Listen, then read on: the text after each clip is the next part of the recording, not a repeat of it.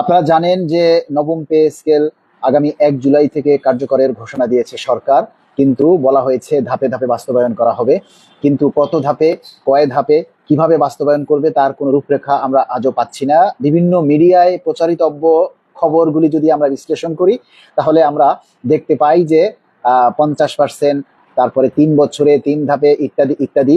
আমরা কিন্তু এগুলি প্রত্যাশা করি না। আমরা চাই 11 বছর পর যেহেতু পে স্কেল বাস্তবায়ন হচ্ছে, সেই পে স্কেলে আমাদের মূল বেতনটা যেন একবারই বাস্তবায়ন হয়।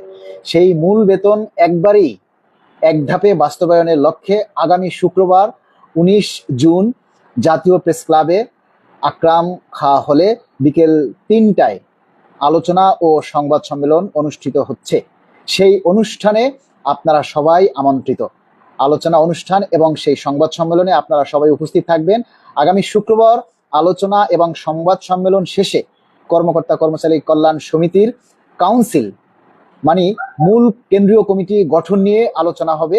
সেখানে আপনারা যারা বিভিন্ন জেলা থেকে আমাদের এই কল্যাণ সমিতিতে যুক্ত হতে চান বা আমাদের এই কল্যাণ সমিতিতে আপনারা নেতৃত্ব দিতে চান, তাদেরকে আমরা আমন্ত্রণ জানাচ্ছি। আপনারা সবাই যারা বিভিন্ন জেলা থেকেও আমাদের এই কমিটিতে যুক্ত হতে চান তাদের সবাইকে বলবো আপনারা সশরীরে উপস্থিত থাকবেন এবং যে যেভাবে পারেন আমাদেরকে আর্থিকভাবে একটু সহযোগিতা করবেন। কারণ আপনারা জানেন যে প্রতিটি প্রোগ্রাম করতে গেলে অনেকগুলি টাকার প্রয়োজন হয়। এবারে আমরা যে হলটা বুকিং করেছি সেটার ভাড়াই হচ্ছে 12,000 টাকা। তাই আপনারা আমাদেরকে যে যতটুকু পারেন আর্থিকভাবে আমাদেরকে একটু সহযোগিতা করবেন। আমার যে নাম্বারটা আপনাদের কাছে আছে গ্রামীণ নাম্বার, সেই নাম্বারটাতে বিকাশ এবং নগদ দুটোই আছে। আপনারা যার যার সাধ্য মতো করে আমাদেরকে একটু সহযোগিতা করবেন। কেননা আমরা আসলে নতুন সংগঠন, সবাই এখানে আপনারা তো জানেনই, সবাই একের লাঠি দশের বোঝা। বিষয়টা আপনারা সবাই একটু গুরুত্ব সহকারে দেখবেন এবং আপনারা এই শেষ সময়ে এসে আমাদের এই দাবিটা বাস্তবায়নের জন্য সবাই একটি ভূমিকা পালন করবেন, আমরা এটাই প্রত্যাশা করি। আপনাদের সবার কাছে আমরা এই দাবিটা করি। আর বিশেষ করে যেটা বলবো যে দেখেন, আমি সবসময় একটা কথা বলি, এখন কিন্তু আর রাস্তায় আন্দোলন করার কোনো সুযোগ নেই। এখন তো পে স্কেল সরকার ঘোষণা দিয়ে দিয়েছে। এখন কি রাস্তায় নেমে কোনো আন্দোলন করা যাবে?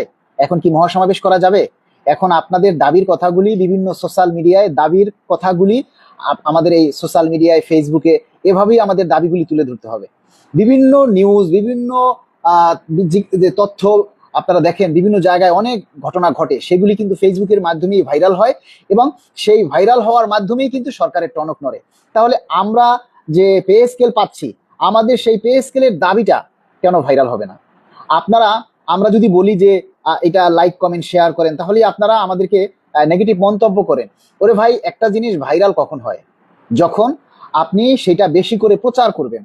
আমাদের যে ফেসবুকে আমরা যে জিনিসগুলোই দেখি যে ভাইরাল হয়, সেগুলি দেখবেন সেগুলোতে অনেক লাইক কমেন্ট শেয়ার, যার কারণে সেই নিউজগুলি ভাইরাল হয় এবং সরকারের দ্রুত নজরে আসে। এই জন্য আপনাদেরকে অনুরোধ করি যে ভাইয়া, আমি যখন আপনাদের দাবি নিয়ে কথা বলবো তখন সেই দাবির কথাগুলি সবাই একযোগে শেয়ার করবেন, বিভিন্ন নিজের আইডিতে শেয়ার করবেন, নিজের প্রোফাইলে শেয়ার করবেন এবং বিভিন্ন গ্রুপে, আমাদের সরকারি বিভিন্ন গ্রুপ আছে সেই গ্রুপগুলোতে শেয়ার করবেন, যাতে সকলের মধ্যে আগ্রহ সৃষ্টি হয়, সকলে এই দাবির বিষয়ে জানতে পারে।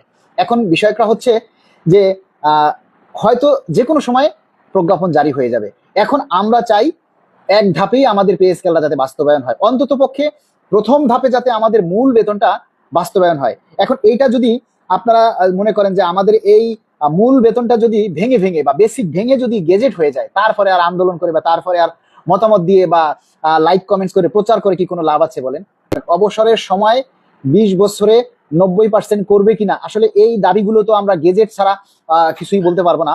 প্রজ্ঞাপনে আমাদের যখন হবে তখন আসলে এই খুঁটিনাটি বিষয়গুলি স্পষ্ট করে বলা যাবে। এখন অগ্রিমভাবে এগুলি বলা যাবে না, কারণ আমরা এখনো দাবি করছি যে আমরা শতভাগ পেনশন দাবি করছি। 90%-এর জায়গায় আমরা শতভাগ পেনশন দাবি করছি।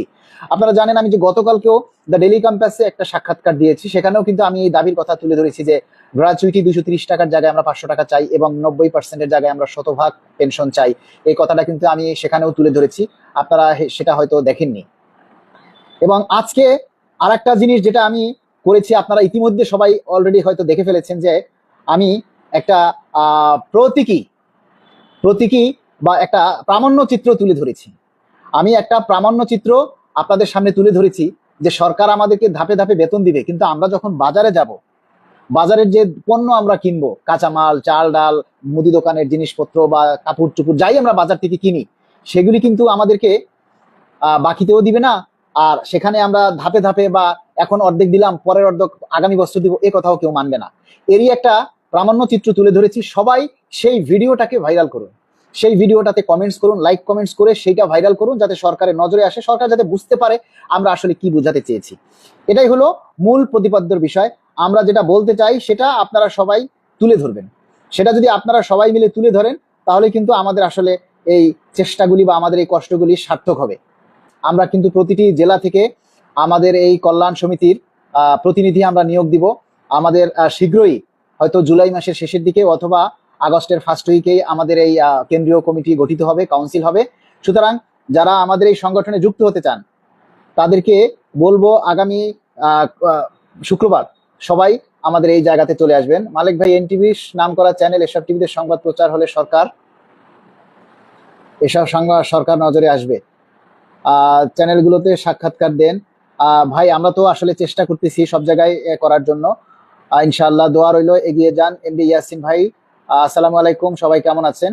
আমরা আপনাদের কাছে একটা কথা বলেছি যে আগামী শুক্রবার আমাদের এই শতভাগ মূল বেতন এক ধাপে বাস্তবায়নের জন্য আমরা আলোচনা এবং সংবাদ সম্মেলন ডেকেছি আগামী শুক্রবার। সেখানে আমাদের প্রায় 25-30 হাজার টাকার মতো খরচ হবে। তো আপনারা যদি আমাদেরকে একটু আর্থিকভাবে সহযোগিতা করেন, তাহলে আমাদের জন্য উপকার হবে। আপনারা যে যতটুকু পারেন, নিচে দেখেন আমার নাম্বারটা দেয়া আছে, এই নাম্বারে আপনারা যে যতটুকু পারেন আমাদেরকে একটু সহযোগিতা করবেন, কারণ প্রোগ্রামটা আপনাদের সকলের জন্য। পে স্কেল বাস্তবায়ন হলে যেমন সুবিধাটা আমরা সবাই পাবো, তেমনি আমাদের সকলের উচিত এই সহযোগিতা নিয়ে এগিয়ে আসার জন্য। আর নদী মজুমদার লিখেছেন, আপনার এই অক্লান্ত পরিশ্রম আমরা সবাই মনে রাখবো সারা জীবন, আপনি ভালো থাকবেন সবসময়। অনেক ধন্যবাদ নদী আপুকে। আমরা সরকার কাছে বলতে চাই যে যদি কোনো কারণে বেসিক ভেঙেই দেয়া হয়, তাহলে সেক্ষেত্রে যেন 2005-এর বিষয়টাকে গুরুত্ব দেওয়া হয়। 2005-এ যেভাবে পে স্কেল দেওয়া হয়েছিল সেভাবে যাতে ফলো করা হয়। কারণ 2005-এ কিন্তু বেসিক ভেঙে পে স্কেল দেওয়া হয়েছিল এবং 2005-এর পে স্কেলের 1 জানুয়ারি থেকে কার্যকর হয়েছিল। তখন 1 জানুয়ারি থেকে দিয়েছিল বেসিকের 75%, তার 6 মাস পর দিয়েছিল বাকি 25%, এবং তারপরের 1 বছর পরে দিয়েছিল অন্যান্য সকল ভাতা। মোট কথা 1.5 বছরে, মানে 2টা অর্থ বছরের, একটা অর্থ বছর এবং আরেকটা অর্থ বছরের মাথায়, মানে 1.5 বছরের মাথায় পে স্কেল সম্পূর্ণ বাস্তবায়ন করেছিল, এবং সেটাও কিন্তু 2005-এ বিএনপি সরকারি পে স্কেলটা দিয়েছিল। তাই আমার মনে হয় যে সরকার যদি বেসিক ভেঙে যদি পে স্কেল দিতে হয়, তাহলে আমরা 2005-কে অনুসরণ করার জন্য বলবো। আর আমরা চাই অন্তত, যেহেতু 2005, 2009 এবং 2015 এই 3টা পে স্কেল 5 বছর পর পর গড়ে হয়েছে, সেই হিসাবে কিন্তু আমরা চাই যে এই 2000 যেহেতু 26-এ যে পে স্কেলটা হচ্ছে, এটা কিন্তু আপনার এই যে 11 বছর পর বাস্তবায়ন হচ্ছে। এই 11 বছরে কর্মচারীদের অনেক কিছু কিন্তু পরিবর্তন হয়ে গেছে। এই 11 বছরে কিন্তু কর্মচারীদের অনেক দ্রব্যমূল্য অনেক কিছু বৃদ্ধি পেয়েছে।